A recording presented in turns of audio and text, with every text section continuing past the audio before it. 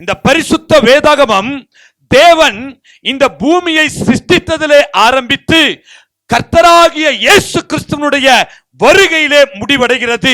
இந்த வேத புஸ்தகத்தினுடைய கடைசி அதிகாரத்திலே ஆண்டவராகிய இயேசு கிறிஸ்து மறுபடியும் வருவேன் என்று சொல்லி 3 முறை சொல்லி இருக்கிறதை நாம் பார்க்க முடியும். வெளிப்படுத்தின விசேஷம் 22வது அதிகாரம் 7வது வசனத்திலே இதோ சீக்கிரமாய் வருகிறேன் என்று சொல்லுகிறார்.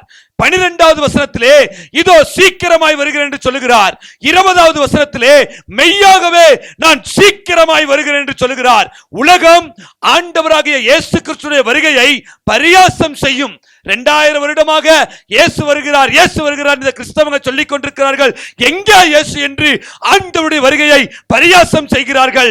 வாக்குரைத்தது சாதாரண மனிதன் அல்ல, சத்தியவரராகிய ஒரு பொய்யும் முறையாத சர்வ வல்லவர் வாக்குரைத்திருக்கிறார். சொன்னவர் சொன்னபடியே வருவார். தாமதம் பண்ணார், குத்தினவர்கள் காண்பார்கள், பூமியின் கோத்திரத்தார் புலம்புவார்கள்.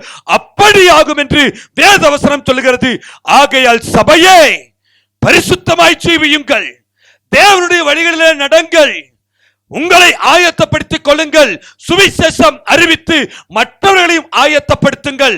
உலகத்தாரை போல புசிப்போம், குடிப்போம், சாவோம் என்று சொல்லி வாழ்ந்து விடாதீர்கள். எச்சரிக்கையாயிருங்கள்.